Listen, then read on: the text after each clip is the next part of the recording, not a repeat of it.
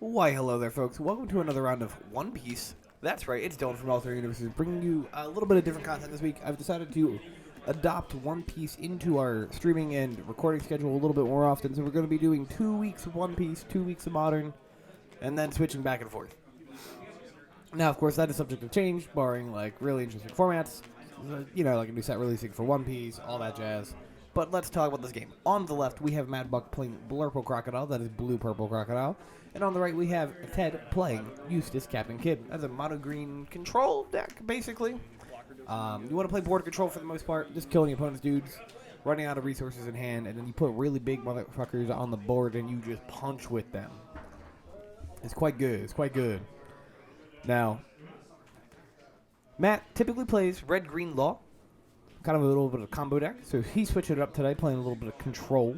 Blue Purple Crocodile has a leader ability, that when it has a Don attached to it, and you activate an event card, which is effectively, for those who don't know, an instant or sorcery. And you have 4 or less cards in your hand, you draw a card, which is pretty sweet. And then Kid's leader ability is he can pay 3 mana, or 3 Don, to discard a card and untap the leader. This is a very good endgame loop that he'll have because he can just put 7 Don onto the Kid, swing for 12k, and then tap 3, untap it, swing for 12k again. Very hard to out-combo 2 12k swings. Eustace Captain Kidd was the deck that was piloted by Andrew Duvall at the Miami Treasure Cup last weekend. I think this is airing in time. Yeah, last weekend. Which he won. I think he won undefeated in Swiss, and then only lost a game in Top Cut, which is absurd. All right, Matt, blowing up that Okiku. That is one of the new cards from the Film Starter Deck. Film Starter Deck is available at all 3 universes. They're $19.99. You're welcome to come in and pick them up. They're a little bit pricier than our normal starter decks, but we had to pay a little bit more to get them this time around. So, yeah. There's that 3-drop Doflamingo. Fantastic card. On play, look at the top 5 cards of your deck. You can put it on top or bottom of your deck in any order. Now it's not top and or bottom, so you can't do like 3 top, 2 bottom. But still, rearranging the top 5 cards of your deck, seeing what you're going to draw for the next couple turns, is very good.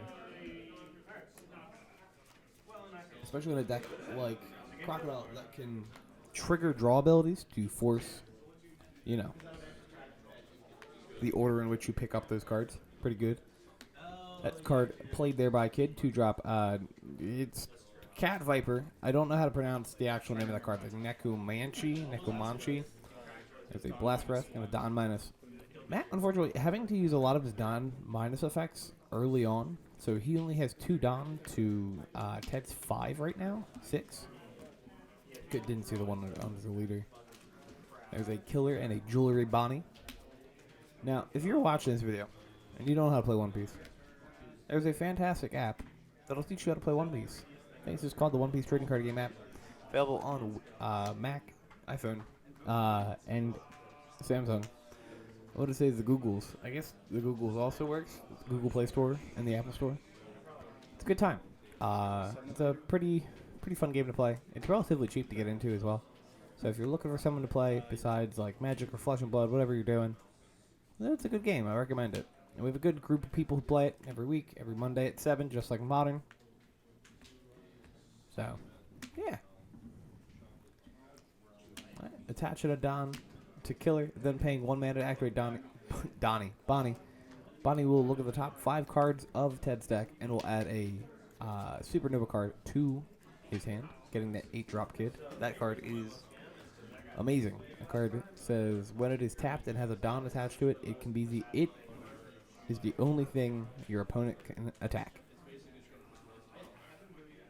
And there's a little asterisk above that. It's not exactly just that card particularly. It's any creature named Captain Kidd, which is a little confusing for newer players at first because the leaders aren't. It says character on the 8-drop card, so you can attack characters named Captain Kidd, but people get confused to think the leaders. You can attack the leader. The leader is not a character card. They are a leader card.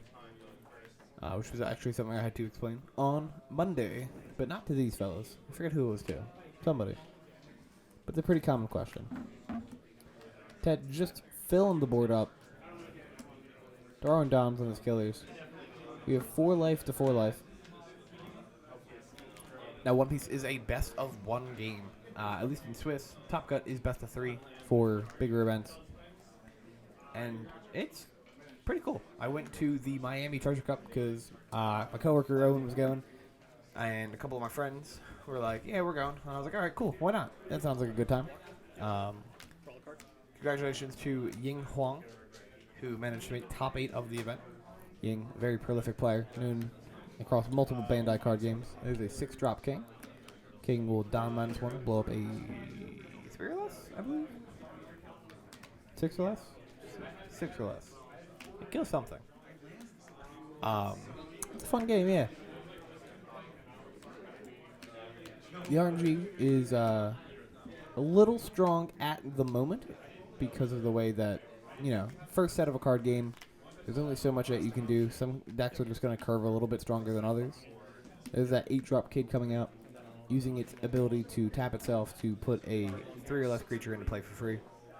And there you see a Don go on it. And then a Don on the leader for the attack. That'll take it going from 4 to 3. Picks up a 1-drop Law blocker.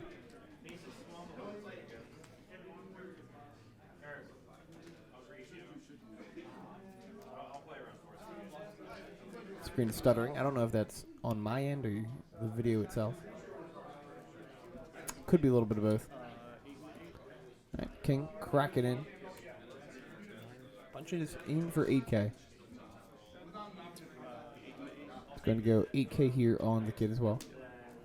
Now, the 8-drop Kid is a card that Bubble Crocodile just has a tough time answering.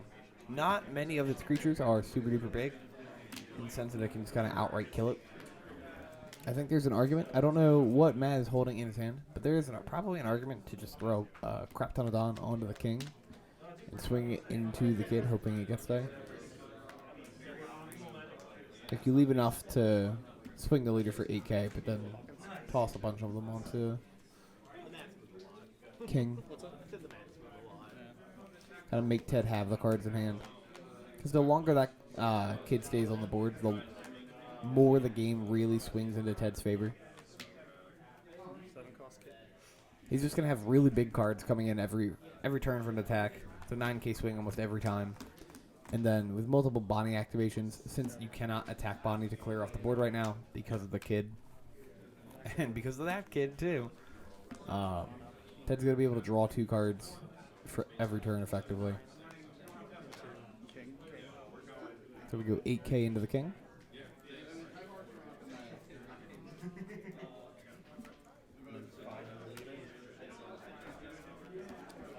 Punches 5K at leader.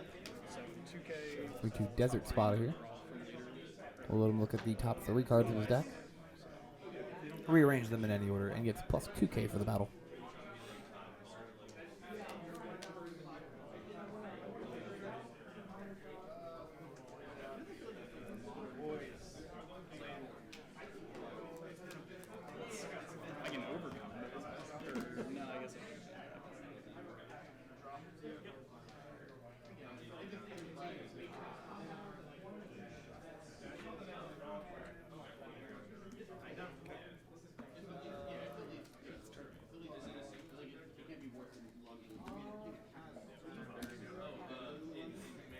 Matt untapping here.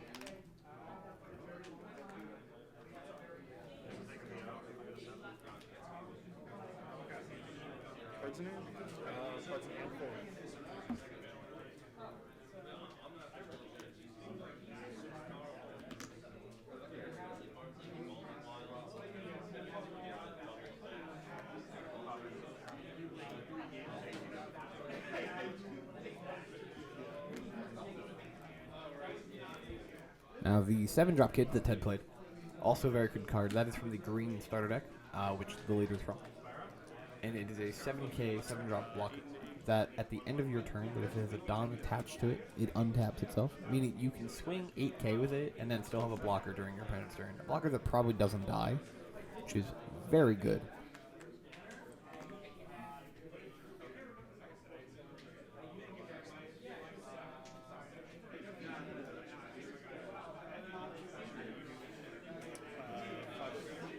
5 at Bonnie. Has to go there. Oh, yeah.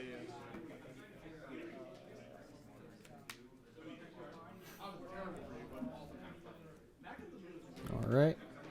Matt has a Doflamingo blocker in hand. Looks like we're going to be casting that. Yep. We'll top 5 here.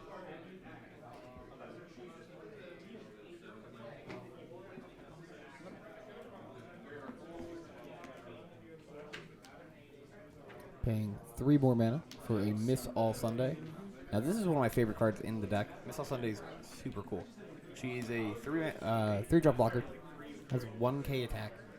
But when she dies, if your leader has the Baroque's Work trait, you can add an instant or sorcery from your graveyard to your hand. Very good. Event card. Not instant or sorcery. A spell card would probably be the best way to put it. Next where you don't get to play Nico Robin, just feel like shit. Feel terrible. Realization. Yeah.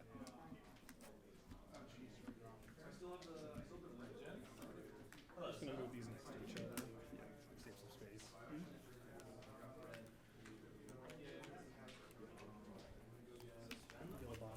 Alright, Bonnie grabs another copy of Bonnie. Yes. That is Bonnie. That's the 4th one, because we have 1 in the graveyard.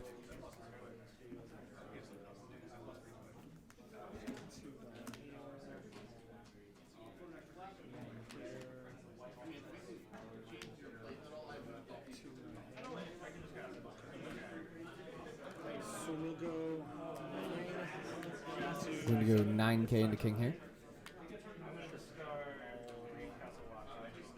Miss All Sunday is going to jump in front of that one. Ooh, maybe not. Sunday. Alright, Miss All Sunday jumping in front. Going to pick up an extra event card. Let's take I'm not used to the event terminology. This game plays very similar to Dragon Ball Super, so I keep wanting to say extra card, which is what spells were in that game. And I actively play Magic now, so instants and sorceries are kind of the first thing that I think of. So my brain is a little soupy because of that. You know, all this stuff. 7 into 7. 1K? Sure. Alright, comboing to protect that king. It's going to untap the leader. Discarding a Basil Hawkins, attacking in for 8k.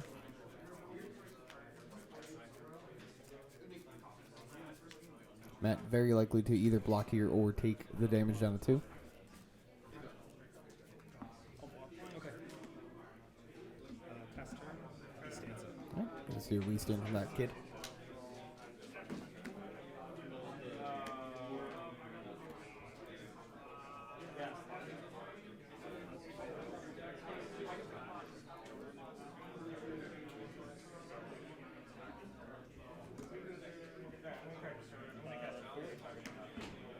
Sure.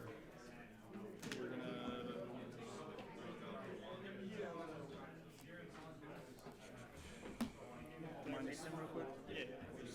So -4 to rest 2 characters. Alright, we're going to be playing a Bullet Douglas. This is from the film starter deck So we're gonna. we just talked about, being also alternate universes. But he does not have rush, correct? No. Okay. Now, Douglas Bullet, or Bullet Douglas, I think it's Douglas Bullet, is a 8 mana 10k. Does not have any counter power on it, but activate main once per turn. Don -4. Rest up to 2 of your opponent's cards is cost 6 or less. Then this character gains double attack during this turn, meaning it does 2 damage. Though we accidentally topped the kid. Unfortunately, we cannot do that, but that's okay. I don't think it matters in the long run. Because that's wrong. Because now I can't. Yeah, that's nice. So that's a fuck up. Cool. 8 into 8. Swinging into the kid blocker, trying to get rid of it.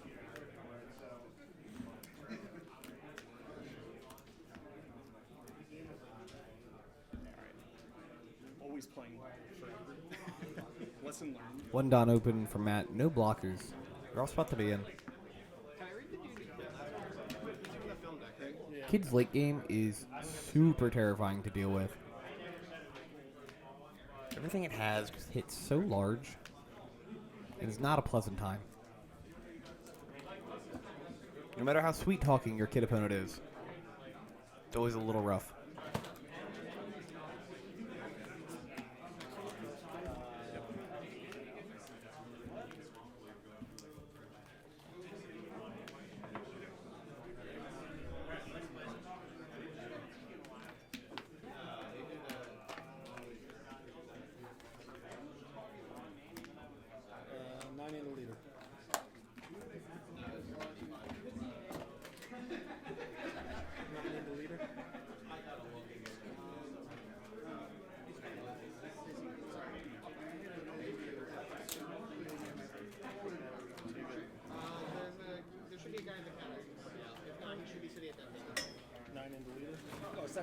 Sorry, that's a different number.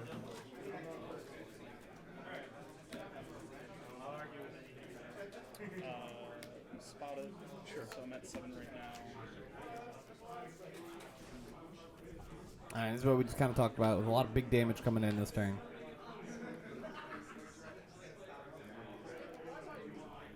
We see a desert spotter from Matt, though. From Matt. From Matt.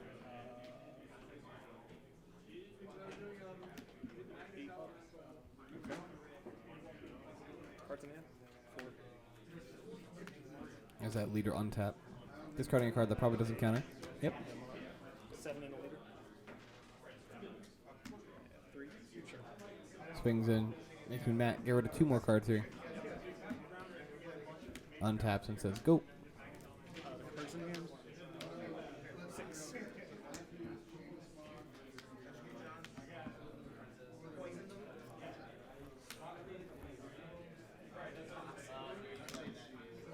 Playing against Kid when you're stuck at 1 life is the most concerning thing in this game.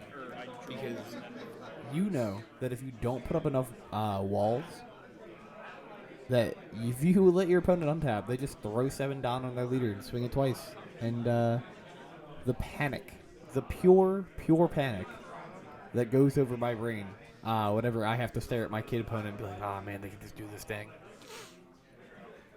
I had a game in the Kid mirror where I went to 0, and it was the most nerve-wracking experience of my life. Sure. So I had to play through so many things. It was a fantastic game. And the opponent was super lovely, too. Which is another thing I will say about the Bandai card games. There are a lot of amazing people in the community. Not that every card game community doesn't have their own amazing people. I've met a lot of great people over the years across like 18 different games or some crap. But the people who I've known from the Bandai games are definitively my favorites, I think. I don't know. There's some wonderful people in those communities. Alright, Douglas swinging on in here.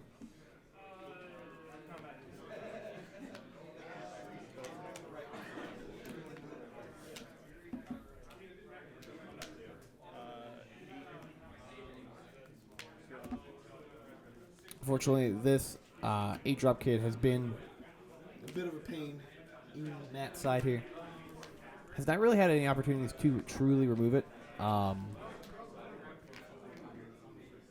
Through, there's Ted having a bunch of cards in hand, having blockers. There was maybe one turn where Matt could have killed it if he just tossed all of his Don onto it, but then he time walks himself, so it's like a rough conversation. We're gonna love Mellow here. We'll go plus 4K, gets to draw a card.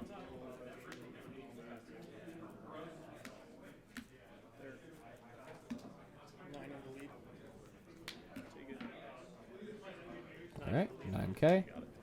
9K again. That is going to be the game. Ted will be taking it with Captain Kid over Matt's Blurple Crocodile. Thank you for watching, folks, and have a great rest of your day.